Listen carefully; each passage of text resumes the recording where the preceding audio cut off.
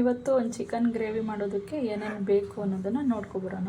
ಮೊದಲಿಗೆ ಚಿಕನ್ನು, ಕೊತ್ತಂಬರಿ, ಪುದೀನ, ಹಸಿರು ಮೆಣಸಿನ್ಕಾಯಿ, ಬೆಳ್ಳುಳ್ಳಿ, ಶುಂಠಿ, ಈರುಳ್ಳಿ ಮತ್ತು ಗ್ರೇವಿ ತಿಕ್ನೆಸ್ಗೋಸ್ಕರ ಒಂದು ಬೌಲು ತೆಂಗಿನ ತುರಿ ತೊಗೊಂಡಿದ್ದೀನಿ, ಮತ್ತು ಟೊಮೆಟೊ, ಗೋಡಂಬಿ, ಗಸಗಸೆ.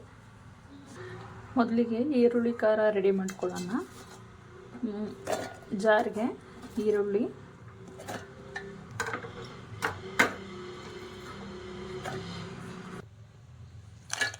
ಬೆಳ್ಳುಳ್ಳಿ, ಶುಂಠಿ, ಕೊತ್ತಂಬರಿ ಸೊಪ್ಪು ಮತ್ತು ಪುದೀನ, ಹಸಿರು ಮೆಣಸಿನ್ಕಾಯಿ,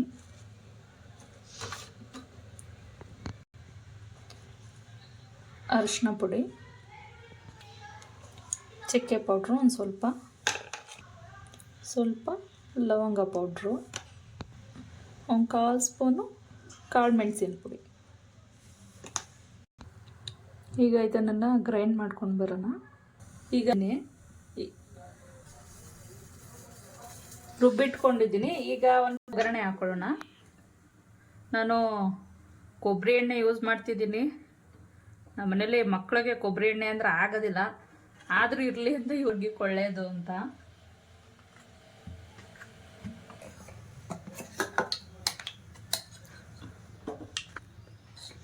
ಈಗ ರುಬ್ಬಿಟ್ಕೊಂಡಿರೋ ಮಸಾಲೆನ ಇದಕ್ಕೆ ಹಾಕೊಳ್ಳೋಣ.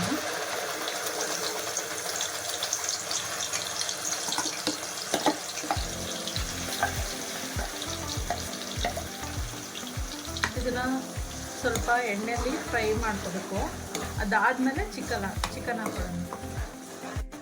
ಈಗ ಗ್ರೇವಿ ಥಿಕ್ನೆಸ್ಗೋಸ್ಕರ ಗೋಡಂಬಿ, ಒಂದು ಬೌಲ್ ಕಾಯಿ ತುರಿ ಇಟ್ಕೊಂಡಿದ್ನಲ್ಲ ಅದನ್ನು ಹಾಕೋತಾ ಇದ್ದೀನಿ, ಮತ್ತು ಗಸಗಸೆ ಮತ್ತು ಟೊಮೆಟೊ.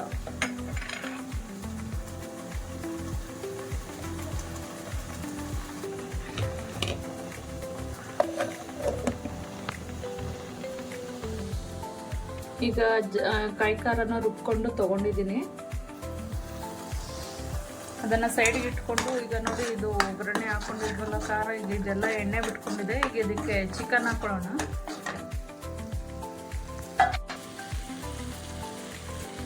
ಈಗ ಅರಿಶಿನ ಪುಡಿ ಹಾಕಿ ತೊಗೊಂಡಿದ್ದೆ, ಅದಕ್ಕೆ ಸ್ವಲ್ಪ ಅದು ಎಲ್ಲೋ ಕಾಣ್ತಿದೆ.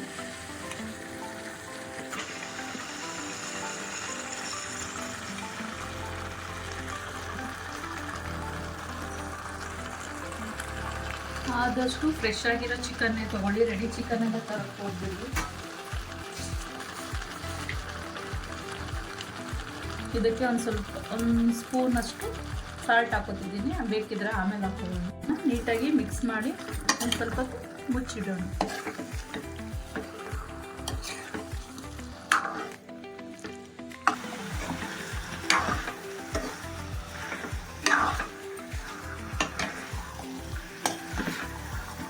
ಈಗ ಇದು ಮಿಕ್ಸ್ ಮಾಡ್ಕೊಂಡಿದ್ದೀನಿ. ಈಗ ಒಂದು ಸ್ವಲ್ಪ ಹೊತ್ತು ಪ್ಲೇಟ್ ಮುಚ್ಚಿಬಿಡೋಣ, ಯಾಕಂದರೆ ಇದರಲ್ಲಿ ಎಕ್ಸ್ಟ್ರಾ ನೀರೇನಾದ್ರು ಇದ್ದರೆ ಅದೆಲ್ಲ ಹೊರಗಡೆ ಬರುತ್ತೆ. ಅದು ನಂತರ ಡ್ರೈ ಆಗೋಗಂಟ ಚೆನ್ನಾಗಿ ಬೇಯಿಸ್ಕೊಂಡ್ರೆ ಈ ಸ್ಮೆಲ್ ಬರುತ್ತಲ್ಲ, ಆ ಥರ ಚಿಕನ್ದು ಆ ಥರ ಏನೂ ಸ್ಮೆಲ್ ಇರೋದಿಲ್ಲ. ಈಗ ಒಂದು ಸ್ವಲ್ಪ ಹೊತ್ತು ನಾನು ಲಿಡ್ ಕವರ್ ಮಾಡ್ತಾಯಿದ್ದೀನಿ.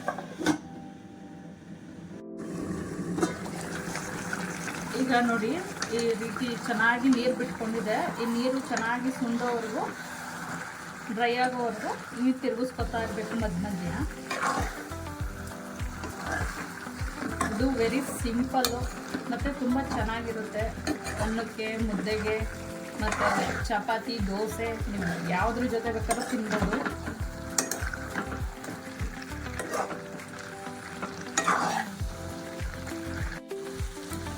ಈಗ ಇದು ಎಣ್ಣೆ ಬಿಟ್ಕೊಂಡಿದೆ, ನೀರೆಲ್ಲ ಡ್ರೈ ಆಗಿ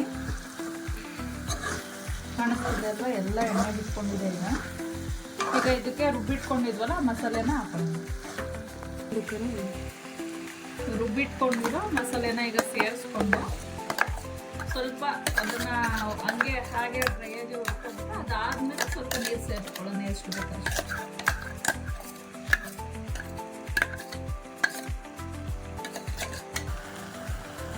ಯಾರೆಲ್ಲ ಫಸ್ಟ್ ಟೈಮ್ ನನ್ನ ಚಾನಲ್ನ ನೋಡ್ತಾ ಇದ್ದೀರಾ ದಯವಿಟ್ಟು ಸಬ್ಸ್ಕ್ರೈಬ್ ಮಾಡ್ಕೊಳ್ಳಿ. ಮತ್ತು ನಾನು ಮಾಡ್ತಿರೋ ಅಡುಗೆ ನಿಮ್ಗೆ ಏನಾರ ಇಷ್ಟ ಆದರೆ ಒಂದು ಲೈಕ್ ಕೊಡಿ.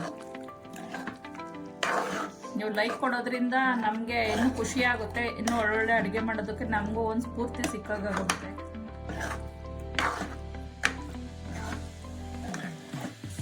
ಈಗ ಇದು ಮಿಕ್ಸ್ ಮಾಡಾಗಿದೆ. ಇದನ್ನು ಒಂದು ಸ್ವಲ್ಪ ಹೊತ್ತು ಲಿಡ್ ಕವರ್ ಮಾಡಿ ಬೇಯಿಸೋಣ.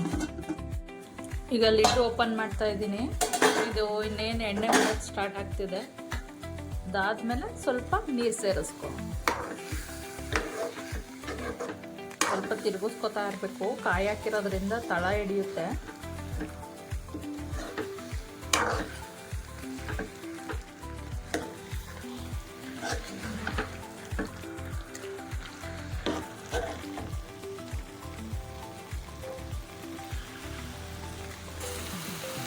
ಈಗ ಇದು ಎಣ್ಣೆ ಬಿಡ್ತಿದೆ. ಈಗ ಖಾರ ರುಬ್ಬಿಟ್ಕೊಂಡಿದ್ನಲ್ಲ ಅದೇ ಜಾರ್ಗೆ ಸ್ವಲ್ಪ ನೀರು ತೊಗೊಂಡಿದ್ದೀನಿ, ಸೇರಿಸ್ಕೊತಾ ಇದ್ದೀನಿ.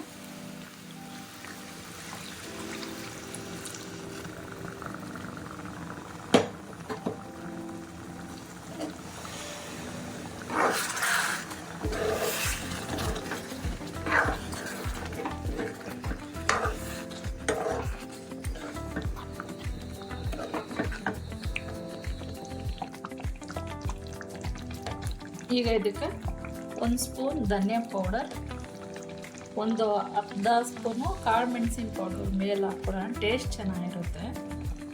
ಮತ್ತು ಗರಂ ಮಸಾಲ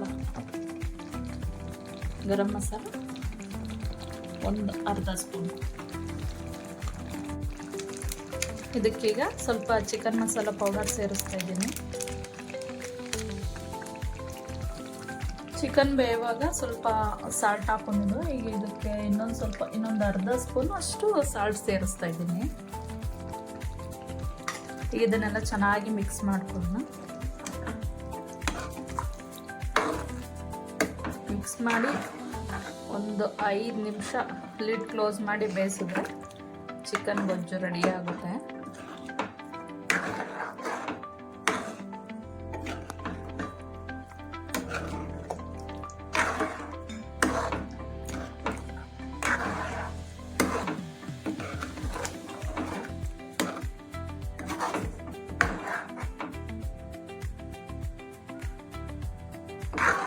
ನಾನು ಹೊಸದಾಗಿ ಚಾನಲ್ ಓಪನ್ ಮಾಡಿ ಇದು 2ನೇ ವಿಡಿಯೋ ಅಪ್ಲೋಡ್ ಮಾಡ್ತಾ ಇದ್ದೀನಿ.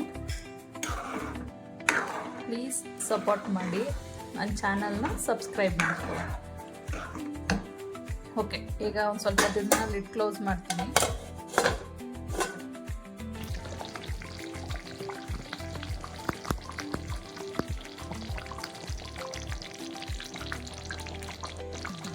ಈಗ ಇದಾಗಿದೆ. ಸರ್ವಿಂಗ್ ಬೌಲಿಗೆ ಸರ್ವ್ ಮಾಡ್ತೀನಿ. ಮುದ್ದೆ ಜೊತೆಗೆ ಎಲ್ಲದ್ರ ಜೊತೆ ಚೆನ್ನಾಗಿರುತ್ತೆ. ಒಂದ್ಸರಿ ಟ್ರೈ ಮಾಡಿ ನೋಡಿ.